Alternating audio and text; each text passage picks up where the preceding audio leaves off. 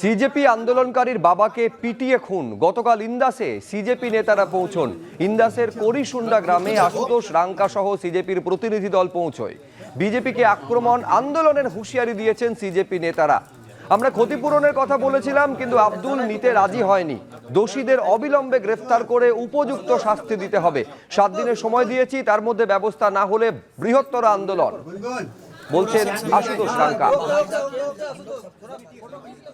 ঠিক যে জায়গাটায় রয়েছি এটা আব্দুল হাফিজের বাড়ির সামনের অংশ। অনেকেই দেখা করতে আসছেন এবং এই জায়গাটি 13 তারিখ এই মারধরের ঘটনা ঘটে। এই অংশ যেখানটা কাদা হয়ে রয়েছে, এখানেই কিন্তু আব্দুল হাফিজ তার ওপর আক্রমণ নেমে আসে এবং তাকে বাঁচানোর চেষ্টা করতে গিয়ে তার বাবার মৃত্যু হয়। ঠিক এই যে জায়গাগুলো আমরা দাঁড়িয়ে আছি, এখানেই এই ঘটনা ঘটেছে এবং এই চত্বরটা জুড়েই কিন্তু এই মারধরের ঘটনা।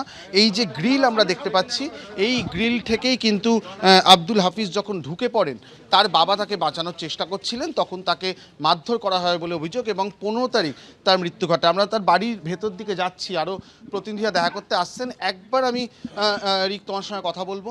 তুমি যেটা বলছো যে তুমি যন্ত্রমন্ত্র আন্দোলনে ছিলে এবং ফিরে এসে তুমি তোমার স্কুলের বিষয় প্রধান শিক্ষকের সঙ্গে কথা বলেছিলে, কি হয়েছিল? হয়েছিল বলতে ঘটনাটা ঘটে আমরা 19 তারিখে যখন যন্ত্রমন্ত্র প্রতিষ্ঠা যাই, 25 তারিখে রিজাইন হয়। তো ওই যা থেকে শুরু করে ওইখানে যা সমস্ত কিছু আমি সোশ্যাল মিডিয়া আপলোড করার পর আমাদের এখানে যে লোকাল বিজেপি ওয়ার্কার আছে তারা দেখার ফলে কী হয়, একটা প্রথম থেকেই একটা বিক্ষোভ, একটা আক্রোশ আমার তৈরি হয়। তারপর তখন ওরা বলে, একটু হুমকি দেখায়, হাত দেখায় এবং এটাও বলে যে নাকি আমার আতঙ্কবাদী সংগঠনের সাথে আমি যুক্ত, পাকিস্তানি আমার অ্যাকচুয়ালি আমার ফোনটা ওরা নিয়ে নিয়েছে, মানে যদি কে নিয়েছে, ফোনের মধ্যে সমস্ত কিছু এভিডেন্স সমস্ত কিছু আছে। তারপর এলাকার স্কুলের ঘটনাটা কি ঘটে? স্কুলের ঘটনা বলতে সিজেপির তরফ থেকে যে অ্যাজ এ সিজেপি মেম্বার একটা ঘোষণা হয় যে সিজেপি স্কুল ঠিক করো। আমি সেই রিগার্ডিং আমার স্কুল যেটা আছে, স্কুল ঠিক করতে কোনো অপরাধ নয় গো, ঠিক আছে। আমি স্কুলে যাই, যে স্যারকে বলি যে স্যার আমাদের স্কুলের তো কী অসুবিধা স্যার বলুন, এরকম জিনিস চলছে, তো আমি তাহলে একটা ভিডিও বানিয়ে করবো, যদি রিকোয়েস্ট করবো, যদি ঠিক হয়ে যায় তাহলে আমারও ভালো লাগে। স্কুল ঠিক হলে তো কারই প্রবলেম হতে পারে। তো উনি বললেন যে আমাদের স্কুলে যেমন পানীয় জলের একটু অবস্থা আছে, টয়লেটের ব্যবস্থা আছে, উপর থেকে সিলিংয়ের একটু অবস্থা আছে। তো উনি আমার তোর নামটা বলে, আমি বললাম আমার নাম রিক। উনি বলেন ঠিক আছে তুমি কালকে আসবো। আমাদের যে হেডমাস্টার তার নাম যেন কিছু কাশীনাথ দে। তো উনি বললেন যে আমি কালকে এসব জানাচ্ছি। এবার ওনার সাথে আমার কথা হয়েছে, মাঝে যারা এসে হামলা করে দুষ্কৃতীরা, তাদের কে বললো, আমি তার বলতে যাইনি, এসে উনি বলেছেন, ঠিক আছে। তো উনি আক্রমণ তোমার ওপর হলো, তোমার বাবা কিভাবে জড়িয়ে পড়লেন, তোমাকে কি বাঁচানোর চেষ্টা করছে? আমাকে যখন ওইখানে ঢুকার পথে আমাকে মারধর করে, তা একটা বাবা কি করে, ছেলেকে বাঁচার জন্য আগে আসে, দেও সবাই চিৎকার করার করে যে কী হয়েছে আর হয়েছে, কেন গায়ে হাত দিচ্ছ। তো ওইভাবে করে মারে, চত্থাপ্পর মারে, প্রথম চত্থাপ্পর মারে। যখন আমি ভেতরে ঢুকে যাই, ঘরের ভেতরে ঢুকে আমি যখন গেটটা লাগিয়ে দেওয়ার ফলে যখন আমার বাবা তো বাইরে রয়ে যায়, এবার যখন আক্রোশটা আমার উপর দেখাতে পারে না, তখন আমরা ভিডিওতে দেখেছে যে বাক্য যখন দেখান আমার বাবা কী মারে, মেরে মাথায় করে, বুকে আর লাথি মারে।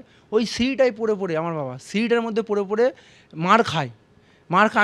আমি কিছু করতে পারি না, যে ভিডিও ছাড়া আমার কোনো কিছু। এই যে আমি যখন ভেতরে থাকি, শাবল নিয়ে এসেছিলো, শাবলে করে জাস্ট আমাকে মানে এই পার থেকে এপার করে দেওয়ার চেষ্টা। আমি জাস্ট বাই লাখ বেঁচে গেছি। এখন যে জীবনযাপন করছি সেটা আমার বাবার দেওয়া, ঠিক আছে। কারণ उन्हीं मारा गई तो এখন বেঁচে আছি, নাহলে আমি সেদিন আমি মারা যেতাম, হয়তো আমার বাবা বেঁচে যেত।